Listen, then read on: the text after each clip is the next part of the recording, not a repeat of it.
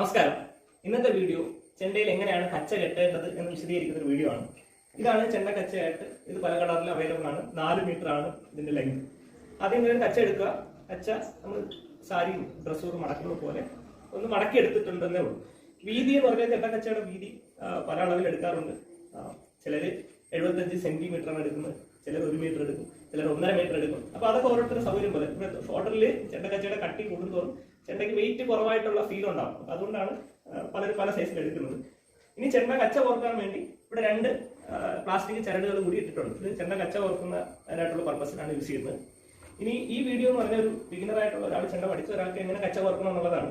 ഇതിൽ ഇങ്ങനെ കച്ച കോർക്കാവുള്ളൂ, അല്ലെങ്കിൽ ഇതാണ് ശരി, അങ്ങനെയുള്ള ഒരു അവകാശവാദങ്ങളും ഇല്ല. ഇങ്ങനെയും കച്ച കോർക്കുന്നുണ്ട്. അപ്പോൾ നിങ്ങൾ എങ്ങനെയാണോ കച്ച കോർക്കുന്നത് അത് എങ്ങനെയാണെന്ന് കൂടി കമന്റ് ബോക്സിൽ ഇടാം. അപ്പൊ ഞാൻ ഇതിന്റെ ഒരു സ്ഥലം, ഒരു കച്ചയുടെ 2 അറ്റങ്ങളിൽ ഒരു എഡ്ജ് ഇതിനകത്തൂടെ കോർത്തെടുക്കുകയാണ്. ഒരേ ലെങ്ത് ആകുന്നത് വരെ നമ്മൾ അഡ്ജസ്റ്റ് ചെയ്തിട്ടുണ്ട്. അഡ്ജസ്റ്റ് ചെയ്തതിന് ശേഷം കച്ച നീറ്റായിട്ട് പിടിച്ച് നമ്മൾ ഷോൾഡറിലേക്ക് ഇടുക. ഷോൾഡർ ഇട്ടതിന് ശേഷം ഇതിന്റെ ഒരു സൈഡ്, ഒരു എഡ്ജ് നമ്മൾ ഇതിന് അടിയിൽ കൂടെ കോർക്കുക. 2 ചരടുണ്ട്. നമ്മൾ മുകൾ മാത്രമാണ് നേരത്തെ കോർത്തത്.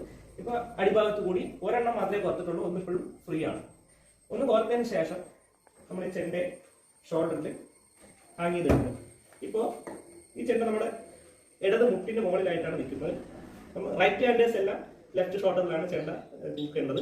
ഇപ്പോൾ നമ്മുടെ മുട്ടിന് മുകളിലാണ് ചെണ്ട നിൽക്കേണ്ടത്. ഇങ്ങനെയാണ് ചെണ്ട വരേണ്ടത്.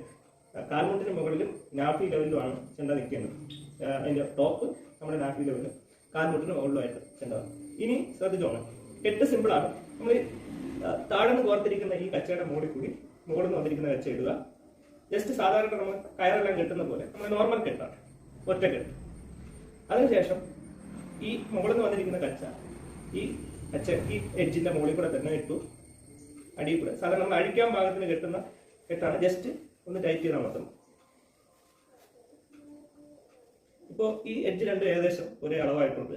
കെട്ട് ഇതുപോലെ ആയിരിക്കും നിൽക്കുന്നത്. ചെണ്ട അഡ്ജസ്റ്റ് ചെയ്യാനോ കച്ച അഴിക്കാനോ വേണ്ടി ഇതിലൊരു സൈഡ് ജസ്റ്റ് ഒന്ന് വലിച്ചാൽ മതിയാവും. കച്ച അഴിക്കും. ഒന്നുകൂടി കെട്ടി കാണിക്കുകയാണ്. ടൈറ്റ് ചെയ്തു, പൊളി കൂടെ ഇട്ടു. അഴിക്കാൻ പാകത്തിനുള്ള കെട്ട് ഒരേ അളവിൽ വരുന്ന രീതിയിൽ അഡ്ജസ്റ്റ് ചെയ്ത് ഇങ്ങനെയാണ് ചെണ്ട കച്ച ഇവിടെ വരുന്നത്. ഇനി ഇപ്പോൾ ചെണ്ട ഫ്രണ്ട് ഫേസ് ചെയ്യുന്ന സമയത്ത് അതിങ്ങനെ ആയിരിക്കും വന്നിരിക്കുന്നത്. ചെണ്ട തോളിൽ നിന്ന് ഇത് വഴി പോവുകയാണെങ്കിൽ നമ്മൾ തമ്പ് യൂസ് ചെയ്തിട്ടാണ് ഇതിനെ കച്ച നോർമലി തിരിച്ചു പിടിച്ചെടുക്കും. അപ്പോൾ ഇതാണ് ഇതിന്റെ പൊസിഷൻ. ഇത് ഒരു കാലിലാണ് ഹോൾഡ് ചെയ്ത് നിൽക്കുന്നത്. കുറച്ച് ബാലൻസ് ആവാൻ വേണ്ടി കുറച്ച് ടൈം എടുക്കും. ഒരു ഒറ്റ കാലിലാണെങ്കിൽ നമുക്ക് മൂവ് ചെയ്യാനൊക്കെ ഈസി ആയിരിക്കും. സാധാരണ മൂവ് ചെയ്യുമ്പോൾ കാലിങ്ങനെ നിവർത്തി മടക്കിയൊക്കെ വരുന്ന സമയത്ത് മുട്ടിന് മുകളിൽ ഇരുന്നാലാണ് ചെണ്ടയെ കൊണ്ട് നമുക്ക് മൂവ് ചെയ്യാൻ പറ്റും. അപ്പോൾ ഇതാണ് ഇതിന്റെ രീതി. നിങ്ങളെല്ലാവരും ട്രൈ ചെയ്യണം കേട്ടോ. Thank you.